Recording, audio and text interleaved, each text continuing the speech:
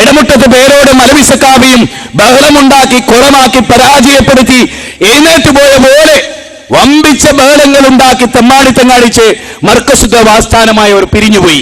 ഹദീസ് നിഷേധം തെളിയിച്ചു കൊടുത്തു മണിക്കൂറുകളെ കൊണ്ട്. പിടിച്ചു നിൽക്കാനാവാതെ മലവെള്ളപ്പാച്ചിലിൽ പാഞ്ഞു പോകുന്ന ചപ്പു ചണ്ടികളെ പോലെ മർക്കസുദേവയുടെ കൂടാരത്തിലേക്ക് ഒഴുകിപ്പോയവർ, ഞാനിത് വെറുതെ പറയല്ല, അതിൽ നിന്ന് പാവപ്പെട്ട ജനങ്ങളെ നിങ്ങൾ തിരിച്ചു പോരണം. ഹദീസ് നിഷേധം അവർക്കുണ്ടെന്ന് തെളിയിച്ചു 2 വാദപ്രതിവാദങ്ങളിലൂടെ. ഒരു മാസത്തിന്റെ 1, ഒരു മാസത്തിന്റെ 8 തീയതികളിൽ പാതി വെച്ച് മുടക്കി എഴുന്നേറ്റ് പോന്നു.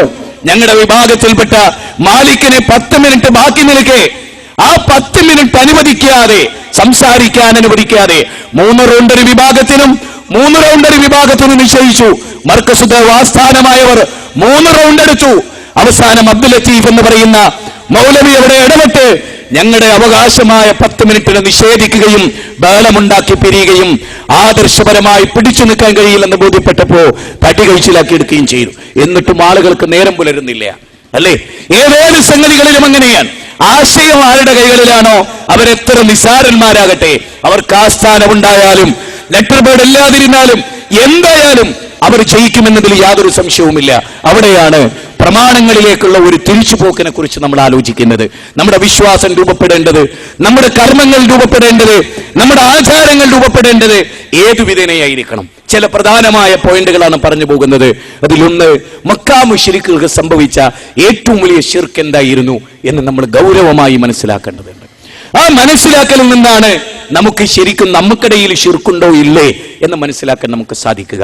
മക്കാ മുശ്രിക്കുകൾ ആരായിരുന്നു എന്നും അവരുടെ വിശ്വാസം എന്തായിരുന്നു എന്നും അവർക്ക് സംഭവിച്ച അപജയങ്ങൾ എന്തായിരുന്നു എന്നും ഉള്ള തിരിച്ചറിവിൽ നിന്നാണ് മുസ്ലിം സമുദായത്തിൽ ഇന്ത്യയിലും കേരളത്തിലും ലോകത്തും ശിർക്കുണ്ടോ നമുക്ക് മനസ്സിലാകുക. അതായത് മക്കയിലെ അബൂജഹലും അബൂലഹബും മുത്ബത്തും ഷൈബത്തും ഒരിക്കലും 2 അള്ളണ്ടെന്ന് വിശ്വസിച്ചില്ല. 2 അള്ളണ്ടെന്ന് വിശ്വസിച്ചില്ല. മറിച്ച് അള്ളാഹുവിനെ കുറിച്ചുള്ള അവരുടെ ധാരണകളിൽ ചില പിഴവുകൾ സംഭവിച്ചു. അള്ളാഹു സുബ്ഹാനഹു വ തആല തന്നെ പറഞ്ഞ എന്താ? വമാ ഖദറുല്ലാഹ ഹഖ്ക ഖദരിഹി. അള്ളാഹിനെ കണക്കാക്കേണ്ട രൂപത്തിൽ അവർ കണക്കാക്കിയില്ല. അള്ളാഹുവിനെ അള്ളാഹുവിനെ വിശ്വസിച്ചില്ല എന്നുള്ള പറഞ്ഞില്ല. വമാ യുക്മിനു അക്സറുഹും ബില്ലാഹി ഇല്ലാ വഹും മുശ്രികൂൻ. 12-ാം അധ്യായം 106-ാമത്തെ വചനമാണ്. സൂറത്ത് യൂസുഫിലെ 106-ാമത്തെ വചനമാണ്. ആ വചനത്തിൽ തന്നെ പറയുന്നത് വമാ യുക്മിനു അക്സറുഹും ബില്ലാഹി ഇല്ലാ വഹും മുശ്രികൂൻ. മനുഷ്യരിലെ ഭൂരിപക്ഷം ആളുകളും അള്ളാഹുവിൽ വിശ്വസിക്കുന്നത് ശിർക്ക് ചെയ്തുകൊണ്ടാണ്. അപ്പൊ ശിർക്ക് കലർന്നൊരു വിശ്വാസം അവർക്കുണ്ട്. അവർ അള്ളാഹുവിൽ വിശ്വസിച്ചിട്ടുണ്ട്, പക്ഷേ അവരിൽ ശിർക്കുണ്ട്. വമാ ഖദറുല്ലാഹ ഹഖ്ക ഖദരിഹി. അള്ളാഹിനെ കണക്കാക്കേണ്ട രൂപത്തിൽ അവർ കണക്കാക്കിയിട്ടില്ല. ഞാൻ നിങ്ങൾക്ക് ഇന്ത്യ രാജ്യത്ത് ഹൈന്ദവ സമൂഹം, നമ്മുടെ സഹോദരങ്ങൾ ഇവിടെ ജീവിക്കും. എന്താണ് അവരുടെ വിശ്വാസം? പിശാരിക്കാവിലെ അമ്മ ലോകത്തിന്റെ സിട്ടാവാണെന്ന് ഹൈന്ദവർ വിശ്വസിക്കുന്നുണ്ടോ? അൽഫോൻസാമ്മ ലോകത്തിന്റെ സിട്ടാവാണ് എന്ന് ക്രിസ്ത്യാനികൾ വിശ്വസിക്കുന്നുണ്ടോ? ഉണ്ടോ? ഇല്ല. ശബരിമല ശാസ്താവ് ലോകത്തിന്റെ സിട്ടാവാണ് എന്ന് വിശ്വസിക്കുന്നുണ്ടോ? ഗുരുവായൂരപ്പൻ ലോകത്തിന്റെ സിട്ടാവാണ് എന്ന് ഹൈന്ദവർ വിശ്വസിക്കുന്നുണ്ടോ? ഏതെങ്കിലും ഒരു ദേവിയോ ഏതെങ്കിലും ഒരു ദേവനോ ലോകത്തിന്റെ സിട്ടാവാണെന്ന് ഹൈന്ദവർ വിശ്വസിക്കുന്നുണ്ടോ? ഉണ്ടോ ഇല്ലേ എന്ന് പറയേണ്ടത് ഞാനല്ല, അവരാണ്. അവിടെയാണ് ഞാൻ നിങ്ങൾക്ക് ഹൈന്ദവ പണ്ഡിതന്മാരുടെ ചില ഗ്രന്ഥങ്ങളിൽ നിന്ന് ചില ഉദ്ധരണികൾ പറയുന്നത്. ഒന്ന്, ആര്യസമാജത്തിന്റെ സ്ഥാപകനായ സ്വാമി ദയാനന്ദ സരസ്വതി ലൈറ്റ് ഓഫ് ട്രൂത്തിന്റെ 275-ാമത്തെ പേജിൽ പറയുന്നത്, ലോകം മുഴുവനും അടക്കി ഭരിക്കുന്ന സൃഷ്ടിസ്ഥിതി ലയ സംവിധാനങ്ങളെല്ലാം ഏറ്റുവാങ്ങുന്നത് സർവശക്തനായ പ്രപഞ്ചത്തിന്റെ നാഥനാകുന്നു എന്നാണ് അവിടെ ശങ്കരാചാര്യർ, സ്വാമി ദയാനന്ദ സരസ്വതി, ആര്യസമാജത്തിന്റെ സ്ഥാപകനായ സ്വാമി ദയാനന്ദ സരസ്വതി ലൈറ്റ് ഓഫ് ട്രൂത്തിൽ പറയുന്നത്. അപ്പൊ ലൈറ്റ് ഓഫ് ട്രൂത്തിലൂടെ അദ്ദേഹം സമർത്ഥിക്കുന്നത് സൃഷ്ടിയും സ്തുതിയും, അഥവാ സൃഷ്ടിക്കുന്നതും സംരക്ഷിക്കുന്നതും സംഹരിക്കുന്നതും ഒരേ ഒരു സർവശക്തനായ പടച്ചോനാണ് എന്നാണ് ഇവിടെ പറയുന്നത്. കെ പരമേശ്വരൻ പിള്ള എന്ന് പറയുന്ന ഹിന്ദുധർമ്മ പരിചയം എന്ന പുസ്തകം എഴുതിയ കെ പരമേശ്വരൻ പിള്ള, ശ്രീരാമകൃഷ്ണൻ മഠം പുറനാട്ടുകരയിലെ തൃശൂർ, അതതിന്റെ മേൽവിലാസമാണ്. ആ പുസ്തകത്തിന്റെ പേര് ഞാൻ പറഞ്ഞു, ഹിന്ദുധർമ്മ പരിചയം. കെ പരമേശ്വരൻ പിള്ളയാണ് അതിന്റെ ഓദർ എന്ന് ഞാൻ നിങ്ങളെ അറിയിക്കുകയാണ്. ആ പുസ്തകത്തിന്റെ ഒന്നോ പലതോ എന്ന് പറഞ്ഞിട്ടൊരു അധ്യായമുണ്ട്. ഒന്നോ പലതോ എന്ന് പറഞ്ഞൊരു അധ്യായം, 21-ാമത്തെ അധ്യായം. ആ അധ്യായത്തിലെ 148-ാമത്തെ പേജ്, ആ 148-ാമത്തെ പേജിലെ 3-ാമത്തെ പാരഗ്രാഫ്, 1-2 വരി. അതിലെന്താ ഉള്ളതെന്ന് അറിയോ നിങ്ങൾ? കെ പരമേശ്വരൻ പിള്ള എന്ന കേരളത്തിൽ അറിയപ്പെട്ട ഹിന്ദു പണ്ഡിതൻ പറയുന്നത് എന്താണെന്നറിയോ? ആ വാചകത്തിൽ അദ്ദേഹം പറയുന്നത്, ഒരു ദേവിക്കും ഒരു ദേവനും സ്വന്തമായി കഴിവില്ല. ഒരു ദേവിക്കും ഒരു ദേവനും സ്വന്തമായി കഴിവില്ല. ഒരു പുൽക്കൊടി നീക്കണമെങ്കിൽ പോലും ദേവിക്ക് സാക്ഷാൽ അല്ലാഹു കഴിവ് കൊടുക്കണം. കെ പരമേശ്വരൻ പിള്ള എന്ന ഹിന്ദു പണ്ഡിതൻ പറയുന്ന വാക്കാണെന്ത്? ഒരു ദേവിക്ക് ഒരു പുൽക്കൊടി നീക്കണമെങ്കിൽ പോലും സർവശക്തനായ അല്ലാഹു കഴിവ് കൊടുത്തിട്ടല്ലാതെ സാധ്യമല്ല എന്ന് ആരാ പറയുന്നത്? കെ പരമേശ്വരൻ പിള്ളയാണ് പറയുന്നത്. ഒന്ന്. രണ്ടാമത്തത്, കേരളത്തിലെ മുസ്ലിമീങ്ങളിലെ ഒരു പ്രബല വിഭാഗത്തിന്റെ വിശ്വാസം എന്താ? അതുകൂടെ നമ്മൾ പരിശോധിക്കുക. ഒരു പുസ്തകത്തിൽ നിന്ന് ഖുതുബിയ്യത്ത് എന്ന് പറയുന്ന പുസ്തകം എഴുതി അതിന്റെ പരിഭാഷ എഴുതിയ പാറന്നൂർ പി പി മൊയ്തീൻകുട്ടി മുസ്ലിയാർ, മരിച്ചുപോയ കേരളത്തിൽ അറിയപ്പെട്ടൊരു എഴുത്തുകാരനും പ്രഭാഷകനുമാണ് ആര്? Parannur P P Moideenkutty Musliyar. ഖുതുബിയ്യത്ത് എന്ന പുസ്തകത്തിന്റെ 25-ാമത്തെ പേജിൽ അദ്ദേഹം പറയാണ്, മൊയ്തീൻ ഷെയ്ഖ് റഹ്മത്തുള്ളാഹി അലൈഹി റബ്ബാണെന്ന് ഞങ്ങൾ വിശ്വസിക്കുന്നില്ല. പിന്നെ എന്താണ്? മൊയ്തീൻ ഷെയ്ഖ് റഹ്മത്തുള്ളാഹി അലൈഹിക്ക് അല്ല കൊടുത്ത കഴിവിൽ നിന്നാണ് ഞങ്ങൾ ചോദിക്കുന്നത്. അല്ലാഹു സുബ്ഹാനഹു വ തആല ഒരു പുൽക്കൊടി നീക്കാൻ പോലും മൊയ്തീൻ ഷെയ്ഖിന് എന്ത് ചെയ്തിട്ടില്ല? കഴിവ് കൊടുത്തിട്ടില്ല. അല്ല കൊടുത്തിട്ടല്ലാതെ സ്വന്തമായ ഒരു കഴിവ് ഷെയ്ഖ് ജീലാനി റഹ്മത്തുള്ളാഹി അലൈഹിക്കില്ല, അല്ല കൊടുത്ത കഴിവല്ലാതെ. ഞാൻ നേരത്തെ വായിച്ച കെ പരമേശ്വരൻ പിള്ളയുടെ ഹിന്ദുധർമ്മ പരിചയം എന്ന പുസ്തകത്തിലെ 148-ാമത്തെ പേജിലെ 3-ാമത്തെ പാരഗ്രാഫിൽ അവർ പറഞ്ഞ എന്താ? ഒരു ദേവിക്കും ദേവനും സ്വന്തമായിട്ട് കഴിവില്ല. ഒരു പുൽക്കൊടി നീക്കണമെങ്കിൽ സാക്ഷാൽ പ്രപഞ്ചനാഥൻ കഴിവ് കൊടുക്കണം. അതേ വാചകം ഖുതുബിയ്യത്തിൽ കാണും. പാറന്നൂർ ബി പി മൊയ്തീൻകുട്ടി മുസ്ലിയാർ പറയും, മൊയ്തീൻ ഷെയ്ഖിനോ മമ്പറന്നങ്ങൾക്കോ ഉള്ളാളന്നങ്ങൾക്കോ ഒന്നെന്തില്ല, സ്വന്തമായി കഴിവില്ല, അല്ല കൊടുത്ത കഴിവിൽ നിന്നാണ് ഞങ്ങൾ ചോദിക്കുന്നത്. ശരി, അപ്പം ഇവിടുത്തെ പ്രബല ഹൈന്ദവരുടെ വിശ്വാസവും മുസ്ലിങ്ങളുടെ പ്രബല വിശ്വാസവും ഒന്ന് തന്നെ. ഇനി നമുക്ക് പരിശോധിക്കേണ്ടത് അബൂജഹലിന്റെ വിശ്വാസം ഇതായിരുന്നോ? ആണെന്ന് തെളിഞ്ഞാൽ പിന്നെ നിങ്ങളൊന്നും കാത്തു നിൽക്കേണ്ടതില്ല, നിങ്ങളിൽ ശിർക്കുണ്ട് എന്ന തിരിച്ചറിവിന്. അതെന്താണ്? അതാണ് ഞാൻ തെളിവ് ഉദ്ധരിക്കുന്നത്. തെളിവിനാണല്ലോ പ്രാധാന്യം. ഞാൻ വെറുതെ ഇങ്ങനെ പറഞ്ഞു പോവാൻ നിങ്ങൾക്ക് പറയാ അത് മൗലവി ബാലുശ്ശേരി വെറുതെ പറഞ്ഞ. എന്നാൽ ഞാൻ തെളിവ് പറഞ്ഞു, 2 ഞാൻ തെളിവ് പറഞ്ഞു.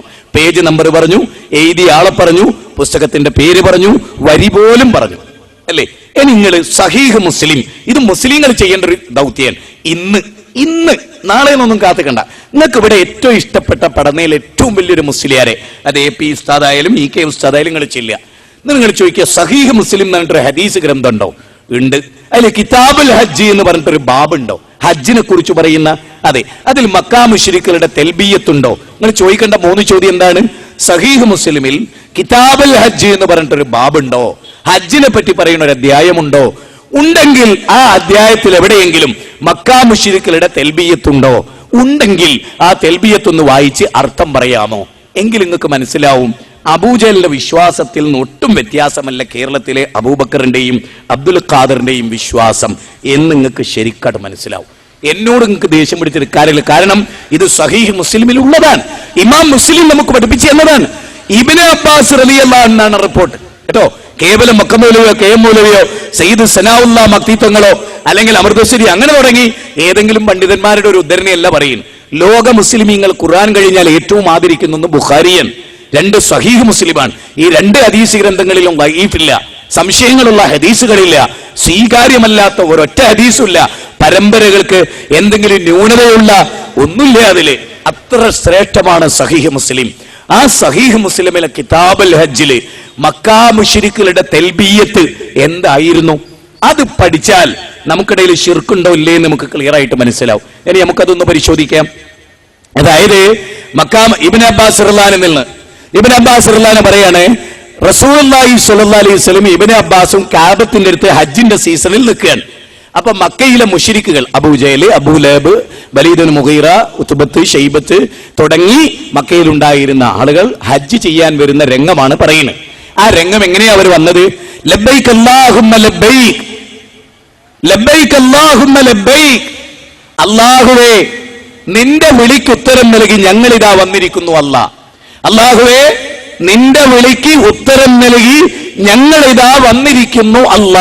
അല്ലാഹുവേ നിനക്ക് പങ്കുകാരില്ല. ഇത്രയല്ല അവർ പറഞ്ഞിരുന്നത്, കുറച്ചുകൂടി ഭാഗം അവർ പറഞ്ഞു. ഇനി ഞാൻ പറയുന്ന കാര്യം അള്ളാനെ ഓർക്കണ, മുത്ത് നബീനെ ഇഷ്ടപ്പെടുന്ന, സഹാബത്തിനെ ഇഷ്ടപ്പെടുന്ന, ഇസ്ലാമിന്റെ പ്രമാണത്തെ ഇഷ്ടപ്പെടുന്ന, സ്വർഗം ആഗ്രഹിക്കുന്ന, വിശ്വാസികളെ, പടനയിലെ ഈ മുസാഹാജി മുക്കിൽ എന്റെ പ്രസംഗം കേൾക്കുന്നവരോട് എനിക്ക് സൂചിപ്പിക്കാനുള്ള ഇനി നിങ്ങൾ ഞാൻ പറയണേ ശരിക്കും ശ്രദ്ധിക്കണം. അതായത് ലബ്ബൈക്ക് അല്ലാഹുമ്മ ലബ്ബൈക്ക്, അല്ലാഹുവേ നിന്റെ വിളിക്കുത്തരം നൽകി ഞങ്ങൾ ഇതാ വന്നിരിക്കുന്നു, നിനക്ക് പങ്കുകാരില്ല എന്ന ഭാഗം എത്തുമ്പോ ഉടനെ റസൂലുള്ളാഹി സ്വല്ലല്ലാഹി അലൈഹി വസല്ലം ചാടിക്കേറി ഇടപെടുകയാണ്. ആ മക്കാ മുശ്രിക്കുകളുടെ ഇടയിലേക്ക് ചാടിക്കേറിയിട്ട് ഇടപെടുകയാണ്. എന്നിട്ട് അദ്ദേഹം പറഞ്ഞു, എന്താ പറയുന്നറിയോ? റസൂലുള്ളാഹി സ്വല്ലല്ലാഹു അലൈഹി വസല്ലമ വൈലക്കും കദിൻ കദിൻ, മതി മതി മതി മതി, അതിന്റെ അപ്പുറത്ത് പറയല്ലേ. ഈ പറഞ്ഞത് എത്രയും പറഞ്ഞോളൂ, അത് കറക്റ്റാണ്, അതിന്റെ അപ്പുറം പറയരുത്. ഞാനിവിടെ മലയാളം തിരിയല്ലോ നിങ്ങൾക്കൊക്കെ. മുഹമ്മദ് നബി സല്ലല്ലാഹു അലൈഹി വസല്ലം ഒരു ടീമിനോട് പറയാണ്, നിങ്ങൾ ആ പറഞ്ഞ ആദ്യ ഭാഗം പറഞ്ഞോളൂ, അതാണ് കറക്റ്റ് തൗഹീദ്. അത് നിങ്ങൾ പറയുന്നോണ്ട് കുഴപ്പമില്ല, അങ്ങനെ നിങ്ങൾ ചെല്ലി ഹജ്ജിന് വന്നോളൂ, വിരോധമില്ല. എന്നാ നിങ്ങൾ ഉപയോഗിച്ച വാൽക്കഷ്ടല്ലേ നിങ്ങളെ വക ഖുർആനിലോ സുന്നത്തിലോ ഹദീസിലോ പൂർവ്വ പ്രവാചകന്മാരോ പഠിപ്പിക്കാത്ത നിങ്ങളുടെ വകയായി ഒരു വാക്കും കൂടെ നിങ്ങൾ അതിൽ കൂട്ടിച്ചേർത്തിട്ടില്ലേ, അത് വേണ്ട. അതെന്താണ്? അത് പറയുമ്പോൾ ഞാൻ എന്റെ പ്രസംഗം കേൾക്കുന്ന മുഴുവൻ ആളുകളോടും, ഞങ്ങളെയും ഞങ്ങളുടെ പ്രസ്ഥാനത്തെയും പ്രത്യേകിച്ച് എന്നെയും ഒക്കെ വലിയ ഇസ്ലാമിന്റെ ശത്രുക്കായിട്ട് കരുതുന്ന, മുസ്ലിം ഉമ്മത്തിന്റെ ശത്രുക്കായിട്ട് കരുതുന്ന, തെറ്റിദ്ധരിച്ചു പോയ എന്റെ പ്രിയപ്പെട്ട, ഞാൻ ഏറെ ഇഷ്ടപ്പെടുന്ന സഹോദരങ്ങളോട് ഞാനൊരു കാര്യം പറയട്ടെ. റസൂലുള്ള നിങ്ങൾക്ക് നാശമാണ്, അത് പറഞ്ഞാൽ നിങ്ങൾക്ക് നാശമാണ്, അപകടമാണ്, നരകത്തിലേക്കാണ്, അത് ശിർക്കിന്റെ വാചകമാണ്, അത് പറയരുത് എന്ന് റസൂലുള്ള പറഞ്ഞ വാചകേത, ആ ആശയം എന്താ? അത് ഞാൻ പറഞ്ഞാൽ ഞാൻ കുറ്റക്കാരനല്ലേ? റസൂൽ എതിർത്ത ആളുടെ പട്ടികയിൽ ഞാൻ വരില്ലേ? അബൂജഹൽ അത് പറഞ്ഞപ്പോ റസൂലുള്ള പറഞ്ഞു അത് പറയല്ലേ. എങ്കിലും ഞങ്ങളോട് ചോദിക്കണം, അബൂജഹലിനോട് പറയരുതേ എന്ന് പറഞ്ഞിട്ടും അബൂജഹൽ പറഞ്ഞു. എങ്കിൽ അബൂജഹലിന്റെ വഴി സ്വീകരിക്കാൻ നമുക്ക് പാടുണ്ടോ? നബി പറയരുതെന്നും നാശമാണെന്നും റസൂലുള്ളാഹി സ്വല്ലല്ലാഹി അലൈഹി വസല്ലം പഠിപ്പിച്ച ആ കാര്യം ഞാൻ പറഞ്ഞാൽ ഞാൻ കുറ്റക്കാരനല്ലേ? അത് അബൂബക്കർ മുസ്ലിയാർ പറഞ്ഞാൽ, അത് ഇ കെ അബൂബക്കർ മുസ്ലിയാർ പറഞ്ഞാൽ, അത് ഇന്ന് ജീവിച്ചിരിക്കാൻ നമുക്ക് ഏറ്റവും ഇഷ്ടപ്പെട്ട ഏത് പണ്ഡിതനാകട്ടെ അയാൾ പറഞ്ഞാൽ അത് അപകടമല്ലേ? ആ വിശ്വാസം അപകടമല്ലേ? ഏത് വിശ്വാസം? കേട്ടോളൂ, സഹീഹ് മുസ്ലിമിലെ കിതാബുൽ ഹജ്ജിലെ തെൽബിയത്തിന്റെ ബാക്കി ഭാഗം എന്താ?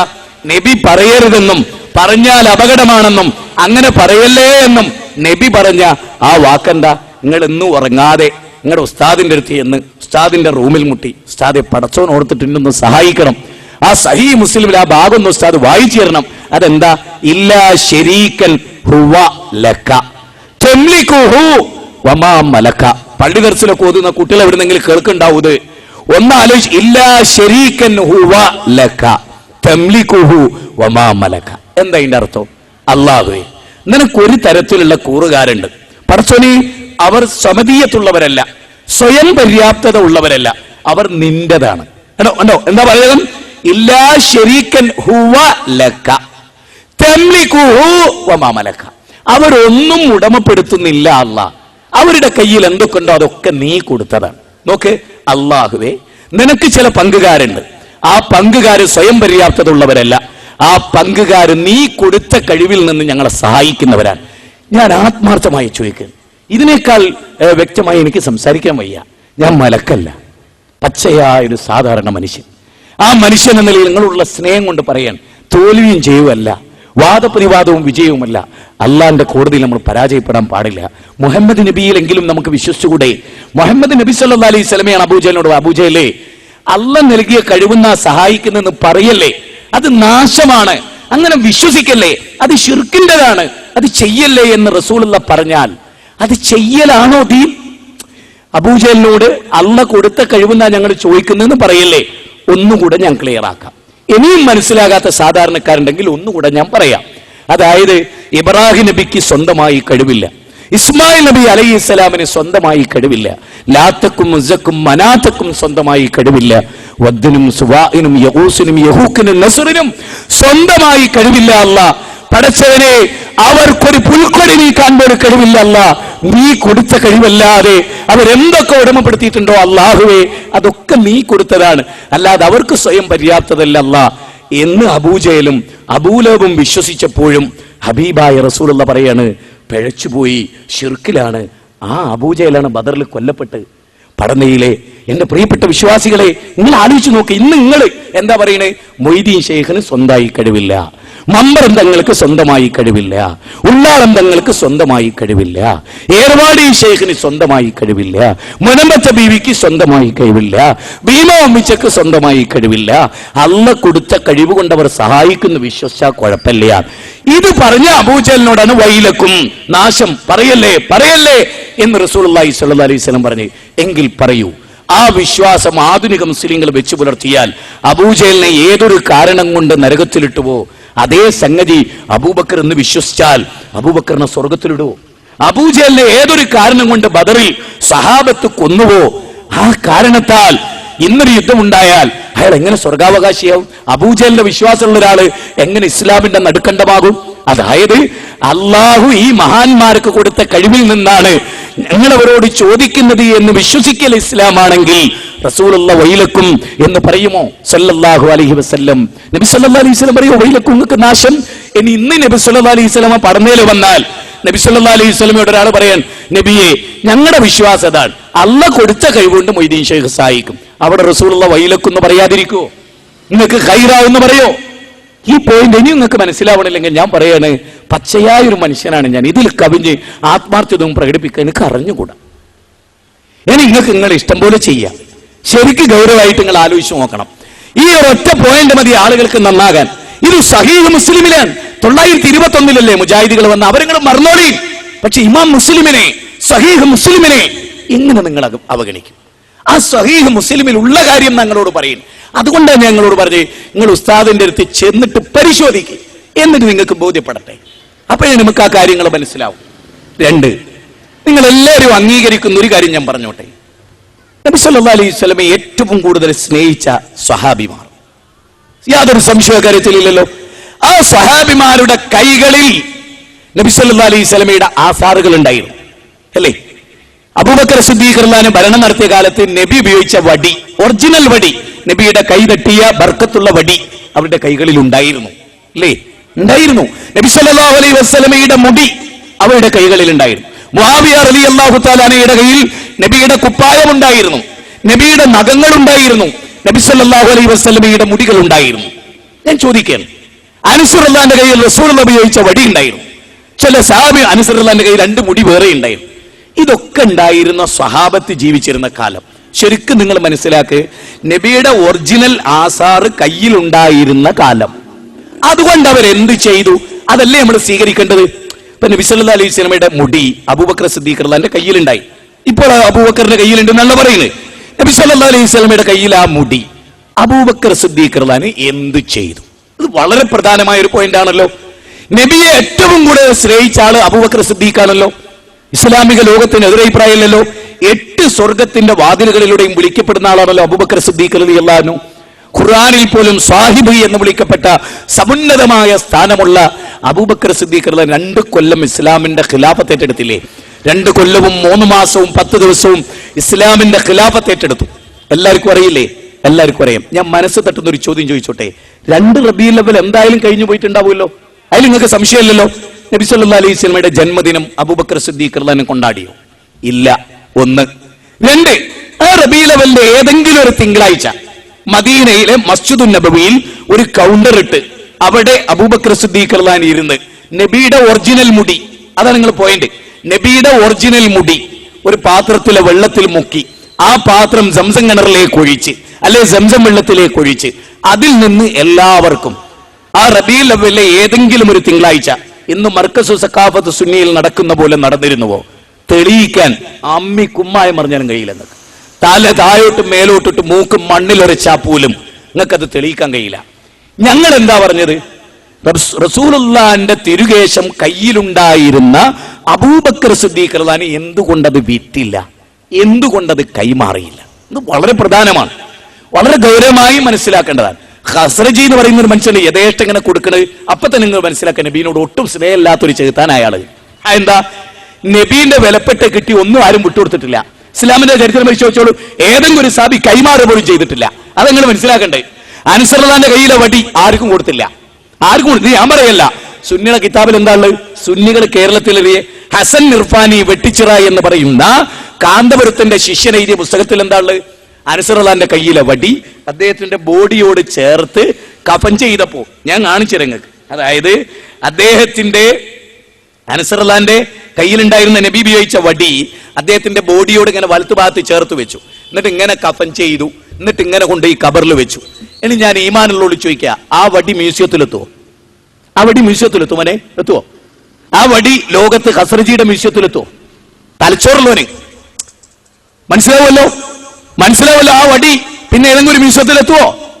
മുആവിയ റളിയല്ലാഹുവിന്റെ കയ്യിലുണ്ടായിരുന്ന കുപ്പായം അത് ധരിച്ചിട്ടാണ് അദ്ദേഹത്തെ കബറിൽ കൊണ്ടുവച്ച്. തീർന്നില്ല, റസൂലുള്ളാഹിന്റെ കയ്യിലുണ്ടായിരുന്ന ഏതാനും നഖം അത് അദ്ദേഹത്തിന്റെ നെഞ്ഞത്ത് വിതറി. റസൂലുള്ളാഹി സ്വല്ലല്ലാഹു അലൈഹി വസല്ലമയുടെ ഏതാനും മുടി അത് അദ്ദേഹത്തിന്റെ മുഖത്ത് വിതറി. എന്നിട്ട് കഫൻ ചെയ്ത് മുആവിയ റളിയല്ലാഹുവിനെ കബറിൽ കൊണ്ടുപോയി കബറടക്കി. ഇനി ഞാൻ ചോദിക്കുന്നു, ആ നഖവും ആ മുടിയും മ്യൂസിയത്തിലെത്തുവോ? ഇല്ല. ഒരൊറ്റ സ്വഹാബി പോലും കിട്ടിയ വിട്ടുകൊടുത്തില്ല. അതുകൊണ്ട് നിങ്ങൾ ഒന്ന് മനസ്സിലാക്കുക, ഖസ്റജി പ്രവാചക സ്നേഹിയല്ല. നബിയുടെ ഒരു മുടിയുണ്ടേ ആർക്കും കൊടുക്കില്ലേ? അത് മനസ്സിലായി. പിന്നെ ചോട് കണക്കിന് കൊടുക്കാൻ നബി ഇങ്ങനെ പെണ്ണുങ്ങളെ പോലെ മുടിയുള്ള ഒരാളും ആയിരുന്നില്ല. എല്ലാവരും മനസ്സിലാക്കുക, നബീനെ വിളിക്കുകയാണ്. അള്ളാഹുവിന്റെ റസൂലിനെ ഏറ്റവും വലിയ കച്ചവടം നടത്തി. സത്യമതാണ്, കോടികളാണ് സമ്പാദിക്കുന്നത്. ജനങ്ങളെ, ഇനി ഇതിനേക്കാൾ രസകരമായ ഒരു പോയിന്റ് നിങ്ങൾ ചിന്തിച്ചോ. 10 കൊല്ലം നബി മരിച്ചു എന്ന് പറഞ്ഞാൽ അങ്ങേയറ്റം വിഷമുണ്ടായിരുന്ന ആളാണ് ഉമർ ഇബ്നുൽ ഖത്താബ് റളിയല്ലാഹു അൻഹു അല്ലേ? 10 കൊല്ലം ഇസ്ലാമിന്റെ ഖിലാഫത്ത് ഏറ്റെടുത്തു. ലോകത്തിന്റെ പല ഭാഗത്തും 20 ഭൗതിക സാമ്രാജ്യങ്ങളെയും ഏക ആത്മീയ സാമ്രാജ്യത്തെയും ഭരിച്ച ആളാണ് ആര്? ഉമർ ഇബ്നുൽ ഖത്താബ് റളിയല്ലാഹു അൻഹു. 10 റബീഉൽ അവ്വൽ വന്നു. അതാണ് ഏറെ അത്ഭുതം. നബി സല്ലല്ലാഹു അലൈഹി വസല്ലമയുടെ മുടിയിട്ട വെള്ളം ഉമർ ഇബ്നുൽ ഖത്താബ് റളിയല്ലാഹു അൻഹു വിതരണം ചെയ്തു. 2 ചോദ്യമാണ് അവിടെ. നബീനോട് സ്നേഹമില്ലായിരുന്നോ? നബിയുടെ മുടിക്ക് വ്യാപകാർത്ഥത്തിൽ ബർക്കത്തുണ്ടെന്ന് അവർ വിശ്വസിച്ചിട്ടില്ലായിരുന്നോ? അതൊക്കെ ഉണ്ടായിരുന്നു. എന്നിട്ടും അവരെന്തുകൊണ്ട് ചെയ്തില്ല? നബിയെ വിൽക്കാൻ അവർ ഉദ്ദേശിച്ചില്ല. പ്രവാചകനെ വിറ്റ് പണം ഉണ്ടാക്കിയില്ല. അത് വളരെ ഗൗരവമായ കാര്യം. പല സ്വഹാബിമാരുടെ ചരിത്രം പറയുന്നത് അറിയാം. ലോകം മുഴുവനും ലഭിക്കുന്നതിനേക്കാൾ വലുതായിരുന്നു നബിയുടെ ഒരു മുടി ഞങ്ങളുടെ കയ്യിൽ ഉണ്ടാവുക എന്നുള്ളത്. അതിന്റെ അർത്ഥം എന്താ? ഇപ്പൊ ഒരാള് പറയാണ്, ഈ ലോകത്തെ മുഴുവൻ സമ്പാദ്യങ്ങൾ എന്റെ മുന്നിൽ കൊണ്ടുവച്ചാൽ എന്റെ അപ്പന്റെ പേന നിങ്ങൾക്ക് തരൂല എന്ന് പറഞ്ഞാൽ ആ പേന തലമുറയിലേക്ക് കൈമാറിയെന്നാണോ കൈമാറിയില്ല എന്നാണോ? കോടിക്കണക്കിന് രൂപ നിങ്ങൾ എനിക്ക് തന്നാലും ഈ മുടി ഞാൻ തരൂല എന്നൊരു സാബി പറയുന്നു. എങ്കിൽ അതിന്റെ അർത്ഥം ആ മുടി വിതരണം ചെയ്തു എന്നാണോ ചെയ്തില്ല എന്നാണോ? എന്താ വിതരണം ചെയ്തു എന്നാണോ ചെയ്തില്ല എന്നാണോ? ലോകം മുഴുവനും ലഭിക്കുന്നതിനേക്കാൾ എനിക്ക് ഏറ്റവും സന്തോഷം നബീന്റെ ഒരു മുടി ഉണ്ടാവലാണ് സല്ലല്ലാഹു അലൈഹി വസല്ലം എന്നൊരു സാബി പറയും. എങ്കിൽ ആ മുടി ആർക്കെങ്കിലും അദ്ദേഹം കൈമാറുമോ? ഒരിക്കലുമില്ല, കൈമാറിയിട്ടില്ല. അത് നിങ്ങൾ ശരിക്കും മനസ്സിലായിക്കോളെ. ഉസ്മാൻ ഇബ്നു അഫ്ഫാൻ 12 കൊല്ലം ഒരു വ്യാഴവട്ടക്കാലം നീലക്കുറിഞ്ഞി പൂക്കുന്ന കാലം 12 റബീഉൽ അവ്വൽ വന്നു. നബിയുടെ 2 പെൺകുട്ടികളെ കല്യാണം കഴിച്ച ആളാണ് ആര്? ഉസ്മാൻ ഇബ്നു അഫ്ഫാൻ. അപ്പൊ നബിയായിട്ടുള്ള അടുപ്പത്രയാ? സല്ലല്ലാഹു അലൈഹി വസല്ലമയായിട്ടുള്ള അടുപ്പത്രയാ? അത്ര വലിയ അടുപ്പമുണ്ടായിരുന്ന ഉസ്മാൻ ഇബ്നു അഫ്ഫാൻ 12 റബീഉൽ അവ്വൽ വന്നു. അദ്ദേഹം സലാത്ത് വാർഷികം കൊണ്ടാടിയില്ല, നബിദിനം കൊണ്ടാടിയില്ല, നബിദിന റാലി നടത്തിയില്ല, മുടിയിട്ട വെള്ളം സപ്ലൈ ചെയ്തില്ല. എന്തുകൊണ്ട്? അല്ലെങ്കിൽ നിങ്ങൾ പറ, അവർക്കൊന്നും ഈമാൻ ഉണ്ടായിരുന്നില്ല, നബീന് ഇഷ്ടമുള്ള ഒറ്റ ആളെ ഉണ്ടായിരുന്നുള്ളൂ, അത് കാന്തപുര നിങ്ങൾ പറഞ്ഞോളൂ. എന്നാ പിന്നെ മുസ്ലിങ്ങളൊക്കെ, ഈ കേസുകളും ഞങ്ങളും ജമാഅത്തെ ഇസ്ലാമിയും ഒക്കെ എന്നാ അത് പറയാം. ഏത് നബീനെ ശ്രയിച്ച ഒറ്റ ആളെ ഉണ്ടായിട്ടുള്ളൂ, അത് കാന്തപുര എ പി ബക്കർ മുസ്ലിയാരാണ്. സഹാബികൾക്ക് ഉണ്ടായിരുന്നില്ല, നിങ്ങൾ തുറന്നു പറഞ്ഞോ. നാളെ ഒരു സക്കാഫി കയറിയിട്ട് പറഞ്ഞോ അബൂബക്കർ സിദ്ദീഖ് നബീനെ വെറുത്ത ആളായിരുന്നു, അതുകൊണ്ടാ മുടിയിട്ട വെള്ളം കൊടുക്കാത്തത്, നിങ്ങളുടെ ഉസ്താദിന് ഭയങ്കര ഇഷ്ടമായിരുന്നു. ഒറ്റൊന്നേ ഉള്ളൂ, നബിയെ, നബി സല്ലല്ലാഹു അലൈഹി വസല്ലമയെ അബൂബക്കർ സിദ്ദീഖ് സ്നേഹിച്ചു. കാന്തപുരൻ നബിയെ വിറ്റ് കാശുണ്ടാക്കി, പണത്തെ മാത്രം സ്നേഹിച്ചു. ഗാന്ധിയുടെ തല മാത്രം സ്വപ്നം കണ്ടുറങ്ങുകയും ഗാന്ധിയുടെ തല മാത്രം സ്വപ്നം കണ്ടുണരുകയും ജീവിതം മുഴുവനും ഗാന്ധിത്തല മാത്രം ഓർക്കുകയും അള്ളാഹുവിനെ ദിക്ർ ചെല്ലേണ്ടതിന് പകരം ഗാന്ധിജി ഗാന്ധിജി ഗാന്ധിത്തല എന്ന നിയ്യത്തുമായി നടന്ന ഒരു വൻ പുരോഹിതൻ, ഒരു വ്യാപാരി, അത് മാത്രമാണ് അദ്ദേഹം. മനസ്സിലായി നിങ്ങൾക്ക്? അള്ളാഹിന്റെ റസൂലിനെ വിറ്റ് പണമുണ്ടാക്കി. ഇനി നാളെ എന്ത് പറഞ്ഞാ വരിക? ഓരോ ടൈമിലും ഓരോന്ന് പറഞ്ഞു വരും. അതൊരു പ്രതിഷേധവും കൂടിയാണ്. ഞാനിതൊക്കെ പറയും, നിങ്ങൾ എന്ത് വേണേലും ചെയ്തോളൂ, ഞാനിതൊക്കെ ചെയ്യും, നിങ്ങൾ എന്താക്കും എന്നതാണ് ചോദ്യം. ആയിക്കോട്ടെ, നമുക്ക് വിരോധമൊന്നുമില്ല. പക്ഷെ പരലോകം, മരണാനന്തര ജീവിതം, മരണത്തിന് ശേഷമുള്ളൊരു ജീവിതം, അതൊരിക്കലും മറക്കരുത്. നമ്മുടെ മനസ്സിൽ മുഴങ്ങേണ്ടതാണ്. അലി ഇബ്നു അബീ ത്വാലിബ് 6 വർഷം ഖിലാഫത്ത് നടത്തി. ആ 6 കൊല്ലം റബീഉൽ അവ്വൽ കടന്നു വന്നു. നബിയുടെ മുടിയിട്ട വെള്ളം സപ്ലൈ ചെയ്തോ? ഇല്ല. ഈ ടൈമിൽ വരെ ഒരു ആക്സിഡന്റ് വരെ നടന്നു, ഒരാള് മരിച്ചു ഈ മുടിയിട്ട വെള്ളം വിതരണം ചെയ്യുന്ന തിരക്കില്, അല്ലേ? അതുവരെ ഉണ്ടായി. ആളുകൾക്ക് നേരം വെളുത്തില്ല. കുറെ കൂടെ കഴിഞ്ഞാൽ അത് ആശ്രമമായി വളരും, വലിയ തിന്മകളുടെ കേന്ദ്രങ്ങളായി വരും. അതിന്റെ ഉള്ളിൽ നിന്ന് തന്നെ സ്ഫോടനാത്മകമായി ജിഷാൻ മാഹി ഉൾപ്പെടെ, നൗഷാദ്, അഹ്സനി, എവിടെ ആർക്കും അറിയില്ല, സ്വന്തം വീട്ടുകാർക്ക് പോലെ എവിടെയാണെന്ന് അറിയില്ല അയാൾ പല ദിവസവും. അങ്ങനെ നിഷ്കാസിതമായി അള്ളാഹുവിന്റെ റസൂലിനെ നിന്ദിച്ചവരൊക്കെ നിഷ്കാസിതമായി. ഞാൻ 13 വയസ്സ് തുടങ്ങിയ പ്രസംഗ ഒറ്റ ദിവസം ഒഴിവില്ലാതെ പ്രസംഗിക്കുന്നു. ഇന്നുവരെ ആള് കൂടിയിട്ടേ ഉള്ളൂ, ആള് കുറഞ്ഞിട്ടില്ല. എന്താ? ജീവിതത്തിൽ ഒരിക്കലും ഇസ്ലാമിനെ വിറ്റ് ഒരു ഉറുപ്പ്യ പിട്ടടിച്ചിട്ടില്ല. അതുകൊണ്ട് ഇസ്ലാമിനെ വിറ്റ് പിട്ടടിച്ചിട്ടില്ല. ഇസ്ലാം ജനങ്ങൾക്ക് ശരിക്കും പഠിപ്പിച്ചു കൊടുത്തു. നേർക്ക് നേരെ ജനങ്ങളത് അറിഞ്ഞു, അവർക്ക് മനസ്സിലാക്കി. ലോകത്തിലെ ഏറ്റവും വലിയ സത്യമാണ് അള്ളാഹിനോട് മാത്രം വിളിച്ച് പ്രാർത്ഥിക്കുക എന്നുള്ളത്. അതിനിടയിലാണ് കേരളത്തിൽ വിവാദങ്ങൾ ഉണ്ടായി. അല്ലല്ലാത്ത ജിന്നുകളെ വിളിക്കുന്ന ഒരു വിഭാഗം ആളുകൾ ഇവിടെ ഉണ്ട് എന്ന് പറഞ്ഞിട്ട് ഒരു നുണ. നമുക്കതിൽ ആ നുണ പ്രചരിപ്പിച്ച നേതൃത്വം അവരോട് മാത്രമേ നമ്മുടെ ആ വിഷയത്തിൽ വിയോജിപ്പ്. ബാക്കിയുള്ള കയ്യിൽ പെട്ടുപോയവരാണ്, അറിയാതെ അതിൽ വന്നുപോയവരാണ്. നമ്മളെ സംബന്ധിച്ചിടത്തോളം നിങ്ങൾക്കറിയാം. ഇപ്പൊ ഞാനും പലപ്പോഴും ചിന്തിക്കാറുണ്ട്. ഇപ്പൊ എനിക്ക് സുബൈ നിസ്കാരത്തിൽ കുനൂത്തുണ്ട് എന്ന് വാദമുണ്ട് എന്ന് വിചാരിക്കുക. എന്നാ ഞാൻ ജീവിതത്തിൽ എപ്പോഴെങ്കിലും ഏതെങ്കിലും ഒരു സദസ്സിൽ അത് പറയില്ലേ, സുബൈന്റെ കുനൂത്ത് ബിദ്അത്തല്ല സുന്നത്താണെന്നാണ് എന്റെ വാദമെങ്കിൽ ഞാൻ എന്റെ ഭാര്യനോടെങ്കിലും പറയില്ലേ, എടി സംഗതി മുജാഹിദുകൾ സുബൈക്ക് കുനൂത്ത് ഓതുന്നില്ലെങ്കിലും കുനൂത്ത് ഹദീസിൽ സ്ഥിരപ്പെട്ടതാണ് ഒരു സ്വകാര്യമായിട്ട് ഞാൻ എന്റെ കൂട്ടുകാരോടെങ്കിലും പറയില്ലേ? ജീവിതത്തിൽ എപ്പോഴെങ്കിലും പറയില്ലേ? ഞാൻ ജീവിതത്തിൽ ഒരിക്കലും അത് പറയുന്നില്ല, ഒരു സദസ്സിലും അത് പറയണില്ല, ഒരാളോടും അത് പറയണില്ല. ഒരിക്കൽ പോലും എന്റെ മനസ്സിൽ അങ്ങനെ ഒരു ചിന്തയുള്ള പോലും ഒരാളുമായിട്ട് പറഞ്ഞിട്ടില്ല. എന്നിട്ട് ഒരാൾ പറയണെന്ത് സുബൈക്ക് കുനൂത്തുണ്ട് എന്നാണ് ബാലുശ്ശേരി പറയണെന്ന് പറഞ്ഞാൽ എത്ര കാലം ആ പ്രചരണത്തിന് വിജയം ഉണ്ടാവും? 2, ഞാൻ ജീവിച്ചിരിക്കുന്ന കാലം അത്ര എന്റെ കൂടെ നിസ്കരിക്കുന്നവർ നോക്കും ഞാൻ സുബൈക്ക് കുനൂത്ത് ഓതുന്നുണ്ടോ ഇല്ലാന്ന് മനസ്സിലാകും തോറും ആക്ഷേപകാരിയുടെ ആക്ഷേപത്തിലല്ലേ ആളുകൾ വെറുക്കുക, ആരോപണം പറയുന്നവരല്ലേ വെറുക്കുക. അപ്പൊ ഞാൻ ഇന്ന് ട്രെയിനിൽ KM ഷാജി ഉണ്ടായിരുന്നു എന്റെ കൂടെ, MLA. ഞങ്ങൾ ഒന്നിച്ചായി യാത്ര ചെയ്തു. അപ്പോ ഷാജിക്ക പറയണേ, ഞങ്ങൾ നല്ലൊരു സുഹൃത്തുക്കളാണ്, കുഞ്ഞുനാളിലെ നല്ല പരിചയമുള്ള ആളുകളാണ്. ഷാജിക്ക, ആര് ഈ ഭൂമുഖത്ത് നിങ്ങൾ ജിന്നിനെ വിളിക്കുന്നു പറഞ്ഞാലും ഞാൻ വിശ്വസിക്കില്ല. ഇന്ത്യൻ യൂണിയൻ മുസ്ലിം ലീഗ് മൊത്തം വിശ്വസിച്ചാലും ദുനിയാവിൽ ആര് വിശ്വസിച്ചാലും എനിക്ക് വിശ്വസിക്കാൻ കഴിയില്ല. എന്താ കാരണം? ഇന്ത്യൻ യൂണിയൻ മുസ്ലിം ലീഗ് വിശ്വസിക്കില്ല കേട്ടോ. ആ ലീഡർമാരൊക്കെ പറയുന്നത് ഇന്ന് സെൽഫി ജീവിച്ചിരിക്കുന്ന കാലത്തോളം നിങ്ങളെ പ്രസ്ഥാനം നന്നാവൂല. പത്തപ്പുരത്ത് ഒരു ഉണ്ട്, അയാൾ ജീവിക്കുന്ന കാലത്തോളം നിങ്ങളെ പ്രസ്ഥാനം ഒന്നാവൂല. സത്യം. ലീഗിന്റെ സമുന്നതരായ ആളുകൾ വരെ പറയുന്നത് നിങ്ങൾ ആരും ജിന്നിനെ വിളിക്കില്ലേ, അങ്ങക്കറിയാം. അത് ഓർക്കും അറിയാം, ബാക്കിയുള്ളവർക്ക് അറിയാം. ഞാൻ പറയുന്നത് ഇപ്പൊ നമുക്ക് 2 കാര്യമുള്ളത്. ഇപ്പൊ AP സുന്നികൾ മുഹമ്മദ് നബീനെ വിളിക്കണില്ല എന്ന് പറഞ്ഞാൽ നമുക്കൊരു ക്ലിപ്പിംഗ് കിട്ടി കളിപ്പിക്കാൻ കഴിയും. ഇതാ AP സുന്നികൾ റസൂലിനെ വിളിക്കുന്നു എന്ന് 3 ക്ലിപ്പിംഗ് കിട്ടി നമുക്ക് കാണിക്കാൻ പറ്റും അല്ലേ? മുജാഹിദുകൾ ജിന്നിനെ വിളിച്ച് പ്രാർത്ഥിക്കുന്ന ഒരു ക്ലിപ്പിംഗ് ഇടാൻ ഇവിടുത്തെ ഏതെങ്കിലും ഒരു വിഭാഗത്തിന് കഴിയുമോ? മടവൂർ വിഭാഗമായിരുന്നു ഒരുപാട് കാലം പറഞ്ഞ്, അവർ ദയനീയമായി പരാജയപ്പെട്ടു. ഈ സംവാദത്തിൽ പോലും തോറ്റോടി, സത്യം ഓടുകയായിരുന്നു. ആക്രാന്തം വെച്ച് ആർത്ത് വിളിച്ച് ഈ വാദപ്രതിവാദം നടക്കാതിരിക്കട്ടെ എന്ന് പ്രാർത്ഥിച്ച് അതിന് കരുക്കൽ നീക്കിയവർ വന്നു. എന്താ കാരണം? ആശയപരമായി പിടിച്ചിക്കാൻ കഴിയില്ല. കാരണം ഒരാളെ പറ്റി വാദിക്കുകയാണെന്ത്, അയാൾ മദ്യപിക്കാറുണ്ട്, അയാൾക്ക് മദ്യം കുടിക്കാൻ ആറാമല്ല എന്ന് അയാളെ വാദം, അയാൾ കുടിക്കാറുണ്ട് എന്ന് പറയാം. അപ്പൊ അയാളെ ഭാര്യ പറയാണ് 20 കൊല്ലമായി ഞാൻ എന്റെ ഭർത്താവിന്റെ കൂടെ ജീവിക്കുന്നു, ഒരിക്കൽ പോലും മദ്യപിച്ചതായി എനിക്ക് ഒരു ഗന്ധവും ഇതുവരെ ഉണ്ടായിട്ടില്ല, എന്റെ ഭർത്താവ് മദ്യപിച്ചതിൻ്റെതായ ഒരു പ്രവർത്തനം ചെയ്തായിട്ടും എനിക്കറിയില്ല. പിന്നെ അയാളുടെ ഉമ്മ പറയുന്നു ജീവിതത്തിൽ ഒരിക്കലും എന്റെ മോൻ മദ്യപിച്ചിട്ടില്ല. അയാൾ ഏറ്റവും ക്ലോസ് ഫ്രണ്ട്മാര് പറയും ഞങ്ങൾ കള്ളു വിളമ്പി കുടിച്ചിട്ടുണ്ടെങ്കിലും ഞങ്ങളുടെ സുഹൃത്ത് കള്ളു കുടിച്ചിട്ടില്ല. എന്നിട്ട് ശാസ്ത്രീയമായി പരിശോധിച്ചപ്പോൾ അയാളുടെ ബ്ലഡിൽ എവിടെയും എന്തില്ല, ആൽക്കഹോളും ഇല്ല. അങ്ങനെ ലോകം മുഴുവനും പറയണം അയാൾ മദ്യപിക്കാറില്ല. സുഹൃത്തുക്കളെ, എന്നിട്ടും ഒരു കൂട്ടർ അയാൾ മദ്യപിക്കുന്നു പറഞ്ഞാൽ എന്തേ നമ്മൾ ചെയ്യുക? ഇപ്പൊ നിങ്ങൾക്കറിയാം, ഒന്നെങ്കിലും എന്റെ കൂടെ, അല്ലെ സക്കറിയ സുലൈന്റെ കൂടെ, അല്ലെ ഹുസൈൻ സൽഫിന്റെ കൂടെ, അല്ലെ ഫൈസൽ ഉസ്താദിന്റെ കൂടെ ആരുടെയെങ്കിലും കൂടെ ഒരുത്തം വന്നിട്ട് മരുഭൂമിയിൽപ്പെട്ട ഒരു ദുരന്തം ഉണ്ടായല്ലോ ഓവുചാലിലേക്ക് ജിന്നെ കാക്കണേ എന്ന് പറഞ്ഞിട്ടുണ്ടെങ്കിൽ അല്ലേ അയാൾ ജിന്നിനെ വിളിക്കൂന്ന് പറയൂ. നിങ്ങളൊരു വിശ്വാസം അടിച്ചേൽപ്പിച്ചാൽ അതാവൂ അയാളെ വിശ്വാസം. ഞാൻ മുജാഹിദുകളോട് പറയണ എന്തറിയോ, നിങ്ങൾ പശ്ചാത്തപിച്ച് മടങ്ങി നിങ്ങൾക്ക് നന്ന്. ഞാൻ KNMരോട് പറയുന്നു, AP അബ്ദുൽ ഖാദർ മൗലവി എന്ന എന്റെ ഉസ്താദ്, എന്റെ ഗുരുനാഥൻ, ആ ഗുരുനാഥനാൽ നയിക്കപ്പെടുന്ന KNMമാരോട് എനിക്ക് പറയാനുള്ള നിങ്ങളെ വാശിയും നിങ്ങളെ വീറും ഒക്കെ നിങ്ങൾക്ക് ബോധ്യപ്പെടുന്ന ഒരു ദിവസം വരും. പക്ഷെ അന്ന് തിരിച്ചു നടക്കാൻ കഴിയില്ല. അന്ന് അബ്ദുറഹിമാൻ സലഫിന്റെ പിന്തുണ ഉണ്ടാവില്ല, അന്ന് MM അക്ബറിന്റെ പിന്തുണ ഉണ്ടാവില്ല, അന്ന് ഒരാളുടെ പിന്തുണ ഉണ്ടാവില്ല. ഒരാളുടെയും റബ്ബിന്റെ പിന്തുണ മാത്രം കിട്ടേണ്ട ഒരു ലോകം അത്. അപ്പൊ ഞങ്ങളെ സംബന്ധിച്ചിടത്തോളം ഞങ്ങൾ ജിന്നിനെ വിളിക്കുന്നവർ പറഞ്ഞുകൊണ്ട് അല്ല ഞങ്ങളെ സൃഷ്ടിക്കും. ഞാൻ മുജാഹിദുകളോട് പറയാൻ, നമ്മൾ ശിർക്ക് ചെയ്തിട്ടില്ല, നമുക്ക് ശിർക്കില്ല എന്ന് ആരെയാ ബോധിപ്പിക്കണ്ടേ? ഉദാഹരണത്തിന് അബ്ദുറഹിമാൻ സലഫി ഇവന് ശിർക്കില്ല സർട്ടിഫിക്കറ്റ് അല്ലെങ്കിൽ അവന് ശിർക്കില്ല, ഇവന് ശിർക്കുണ്ട് അബ്ദുറഹിമാൻ സലഫി സർട്ടിഫിക്കറ്റ് ശിർക്കുണ്ട്, അങ്ങനെയാണ് പെട്ടില്ലേ നമ്മള്? അബ്ദുറഹ്മാൻ സൽഫി വരുന്ന സർട്ടിഫിക്കറ്റ് അനുസരിച്ചാണ് എന്റെ സ്ഥിതി. എനിക്ക് പരലോകത്ത് ഞാൻ നരകത്തിൽ മാത്രം ഉപ്പരിന്റെ അടുത്തേക്ക് കല്ലുകൊണ്ട് ചവിട്ടി ഇങ്ങനെ നടക്കൂ.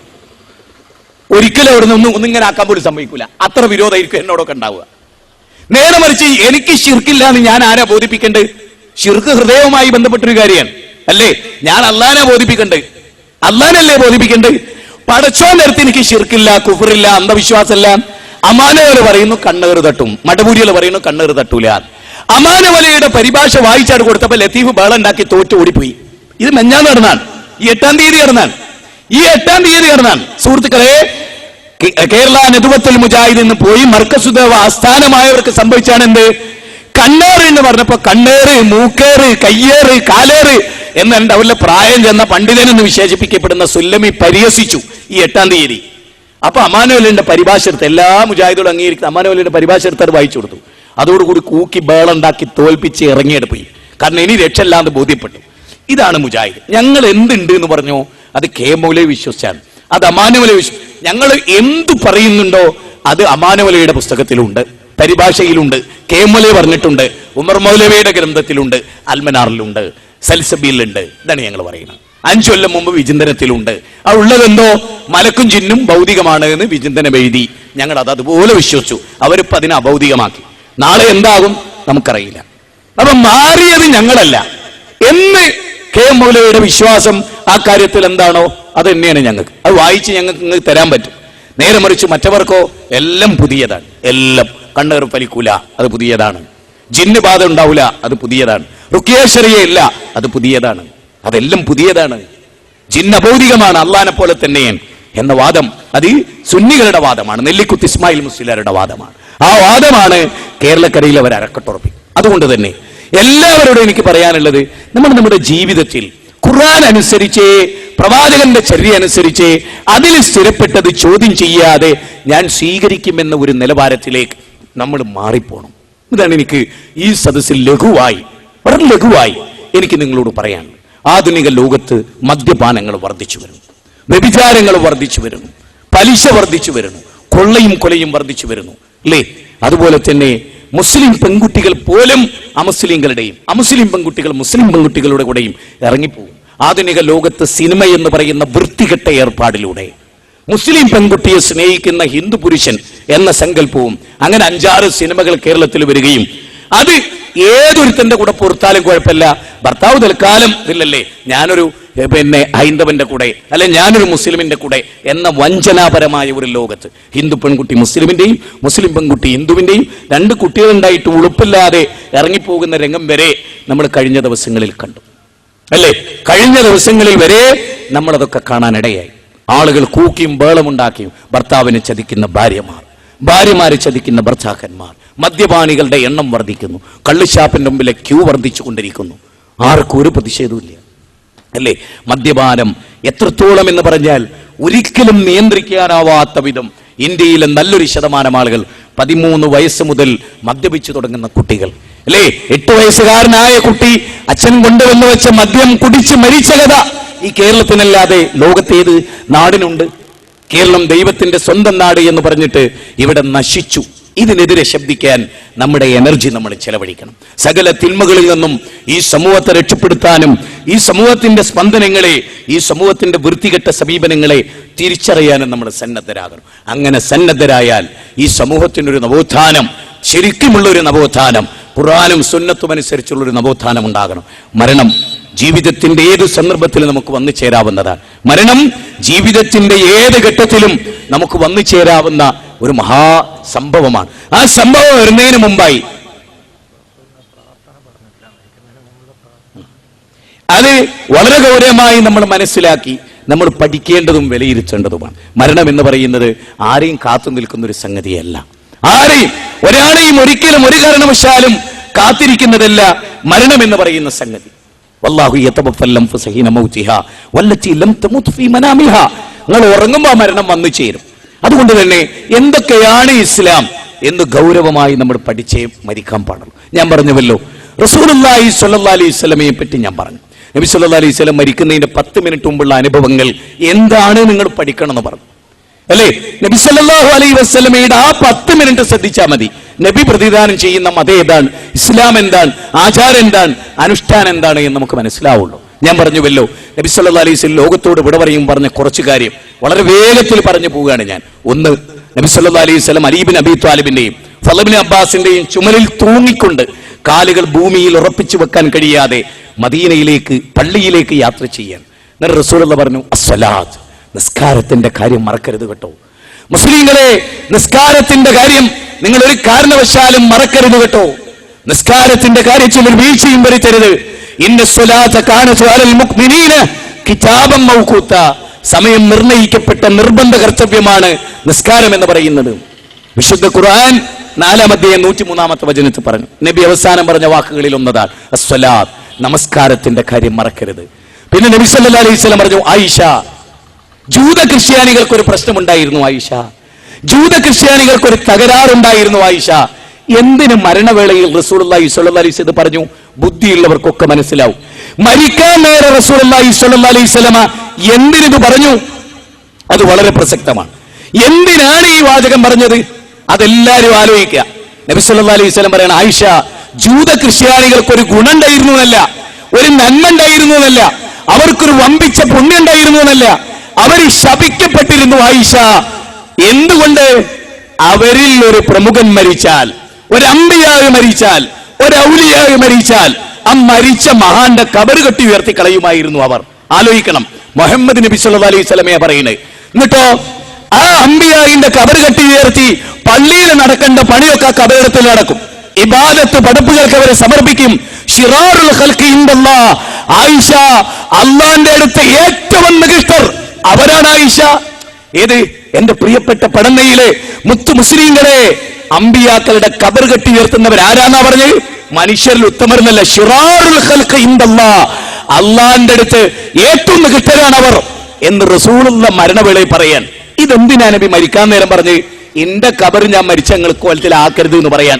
ശരിക്കും സൂക്ഷിച്ചോളി, ശ്രദ്ധിച്ചോളി. പരലോകൻ മറ്റേത് വ്യവസായമാണ്, പൈസ കിട്ടും, പക്ഷെ പരലോകം കിട്ടൂല.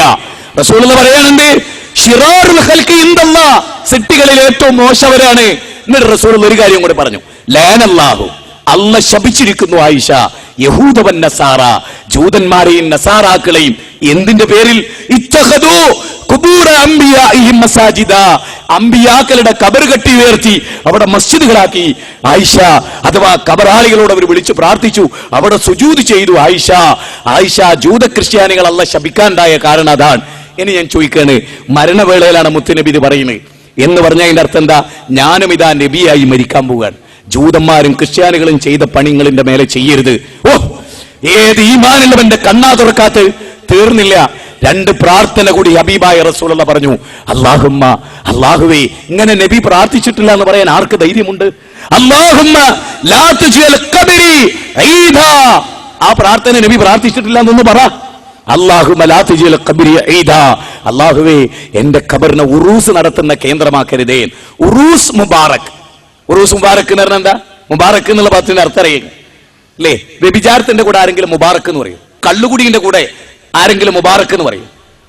എടോ, ഉറൂസ് തന്നെ ഹറാമാണ്. നബി സല്ലല്ലാഹു അലൈഹി വസല്ലമയുടെ പ്രാർത്ഥന എന്താ? അല്ലാഹുമ്മ ലാ തുജ്അൽ ഖബരി ഈദാ, അല്ലാഹു എന്റെ ഖബറിടത്തിൽ ഉറൂസ് നടക്കരുതേ, എന്റെ ഖബറും പുറത്ത് ഉറൂസ് നടക്കല്ലേ. ശരിക്കും പ്രാർത്ഥിക്കേണ്ടത് എന്താ? ഉറൂസ് ദീനാണെങ്കിൽ റസൂലുള്ള പ്രാർത്ഥിക്കേണ്ടത് എന്താ? അല്ലാഹുവേ, ലോകത്ത് നിനക്ക് ഏറ്റവും ഇഷ്ടപ്പെട്ട പ്രവാചകൻ ഞാനാണ്, അതുകൊണ്ട് അല്ലാഹുവേ, എന്റെ ഖബറിടത്തിൽ ഏറ്റവും വലിയ ഉറൂസ് നടക്കണേ എന്നല്ലേ മരണവേളയിൽ പ്രാർത്ഥിക്കേണ്ടത്. റസൂലുള്ളാഹിക്ക് അറിയാം, മഹാന്മാർ മരിച്ചാല് ജൂത ക്രിസ്ത്യാനികളുടെ സ്വഭാവം പോലെ എന്റെ ഉമ്മത്തിൽ ചിലർ വരും. അതുകൊണ്ട് റസൂലുള്ളാഹി പറഞ്ഞു, അല്ലാഹുമ്മ ലാ തുജ്അൽ ഖബരി വസനൻ യുഅബദ്, എന്റെ ഖബർ ആരാധിക്കപ്പെടുന്ന ബിംബമാക്കല്ലേ. കണ്ടോ, എന്റെ ഖബർ ആരാധിക്കപ്പെടുന്ന ബിംബാക്കല്ലേ എന്ന് പറഞ്ഞാൽ എന്താ? ഖബറാളിയെ വിളിച്ച് പ്രാർത്ഥിക്കൽ ബിംബാരാധനയാകുന്നു എന്ന് ഹബീബായ റസൂലുള്ളാഹി. ഇനി ഒന്നുകൂടെ നിങ്ങൾ ചിന്തിച്ചോളൂ, ഈ 2 പ്രാർത്ഥന സുന്നി ഉസ്താദുമാർ നിങ്ങൾ ഇന്ന് വരെ കേട്ടിട്ടുണ്ടോ? ഇന്ന് വരെ ഉള്ള ആൾ നിങ്ങൾ മരിക്കുന്നതിന് മുമ്പ് പറയാം, അല്ലാഹുവേ, അല്ലാഹുമ്മ ലാ തുജ്അൽ ഖബരി ഈദാ പ്രാർത്ഥിക്കൂല. കാരണം മൂപ്പർക്കറിയാം ഞാനൊരു ബിസിനസ്സാണ് എന്റെ കുടുംബത്തിനും തറവാട്ടിനും. ആയി കഴിഞ്ഞു.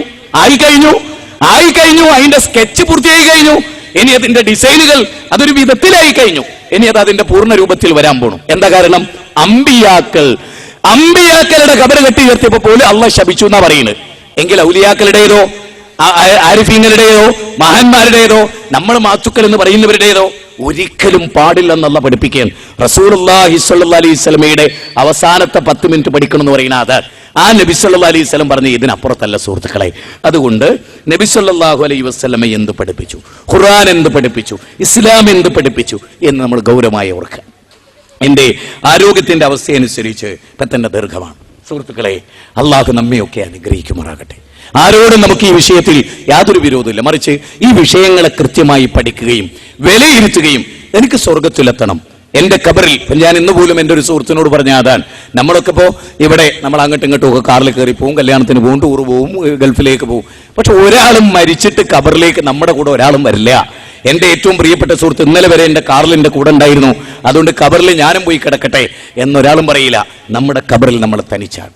അവിടെ അള്ളാഹു നമ്മളെ പഠിപ്പിച്ചതുപോലെ റസൂലുള്ളാഹി സ്വല്ലല്ലാഹി അലൈഹി വസല്ലം നമ്മൾ പഠിപ്പിച്ച പോലെ അല്ല ഇതിനൊക്കെ ധിക്കരിച്ചും പരിഹസിച്ചും അപഹസിച്ചുമാണ് മുന്നോട്ട് പോകുന്നതെങ്കിൽ രക്ഷയില്ലെന്ന തിരിച്ചറിവ് നമുക്കുണ്ടാവുക. പ്രമാണങ്ങളിലേക്ക് മടങ്ങി പ്രമാണങ്ങളിൽ പഠിപ്പിക്കപ്പെട്ട വിശ്വാസങ്ങൾ സ്വീകരിച്ച് ഏറ്റവും നല്ല മനുഷ്യരായി നമ്മൾ ജീവിച്ചാൽ ഹിദായത്ത് വളരെ കൃത്യമാവുകയും റസൂലുള്ളാഹി സ്വല്ലല്ലാഹി അലൈഹി വസല്ലമയുടെ വഴി പ്രകടമാവുകയും ചെയ്തു. സഹാബത്തിൻ്റെതല്ലാത്ത ഒരു വഴി സ്വീകരിച്ചാൽ നുവല്ലിഹി മാ തവല്ല, അവനെ തിരിഞ്ഞിടത്തേക്ക് നാം തിരിച്ചുവിടും എന്ന് അല്ലാഹു സുബ്ഹാനഹു വ തആല പറയാൻ, അവിടേക്ക് അവനെ തിരിച്ചുവിടും. വനസ്ലുഹി ജഹന്നം വസഅത് മസീറ, അത് മോശമായ താവളമാണ്, നരകത്തിലേക്കാണ് അവന്റെ യാത്ര എന്ന് അള്ളാഹു 4-ാം അധ്യായം 115-ാമത്തെ വാചകത്തിൽ പറയും. അതുകൊണ്ട് നല്ല നിലയിൽ ഖുർആനിൽ നിന്ന് പഠിച്ച് പ്രവാചക തിരുമേനിയുടെ സുന്നത്ത് നിന്ന് പഠിച്ച് കാര്യങ്ങളെ യഥോചിതം മനസ്സിലാക്കി കൂടുതൽ കൂടുതൽ ഖുർആനിന്റെയും സുന്നത്തിന്റെയും അടിസ്ഥാനത്തിലുള്ള പഠനങ്ങൾ വികസിപ്പിച്ച് തദനുസൃതമായി ജീവിച്ച് മരിക്കാൻ അള്ളാഹു തൗഫീഖ് ചെയ്യുമാറാകട്ടെ. എല്ലാവിധ ചിന്മകളിൽ നിന്നും അള്ളാഹു നമ്മെ കാത്തുരക്ഷിക്കുമാറാകട്ടെ. നാളെ മഹ്ശറയിൽ എരിപൊരി കൊള്ളുന്ന വെയിലത്ത് അർശിന്റെ തനം നൽകി അള്ളാഹു അനുഗ്രഹിക്കുമാറാകട്ടെ. സത്യസന്ധമായി ജീവിച്ചു മരിക്കാൻ അള്ളാഹു തൗഫീഖ് ചെയ്യുമാറാകട്ടെ. ഖുർആനും സുന്നത്തും അനുസരിച്ച് ബിദ്അത്തിൽ നിന്ന് വിട്ടുനിന്ന് ശിർക്കിൽ നിന്നും ഖുറാഫാത്തിൽ നിന്നും വിട്ടുനിന്ന് ഏറ്റവും ഹക്കിനെ പുലർന്ന് അതിനെ പുണർന്ന് അതിനനുസരിച്ച് ജീവിക്കുന്ന മുത്തഖികളിൽ അള്ളാഹു നമ്മെ ഉൾപ്പെടുത്തുമാറാകട്ടെ. അല്ലാഹുമ്മ ഗ്ഫിർ ലിൽ മുഅ്മിനീന വൽ മുഅ്മിനാത്ത് വൽ മുസ്ലിമീന വൽ മുസ്ലിമാത്ത് അൽഅഹ്യാഇ മിൻഹും വൽ അംവാത്ത് റബ്ബനാ ഹബ് ലനാ മിൻ അസ്വാജിനാ വദുർരിയ്യാതിനാ ഖുർറത അഅ്യുനിൻ വജ്അൽനാ ലിൽ മുത്തഖീന ഇമാമാ റബ്ബനാ ലാ തുസിഗ ഖുലൂബനാ ബഅദ ഇദ് ഹദൈതനാ വഹബ് ലനാ മിൻ ലദുൻക റഹ്മ ഇന്നക അൻതൽ വഹാബ് اللهم يا مقلب القلوب ثبت قلوبنا على دينك ربنا آتنا في الدنيا حسنة وفي الآخرة حسنة وقنا عذاب النار آمين برحمتك يا أرحم الراحمين. السلام عليكم ورحمة الله وبركاته.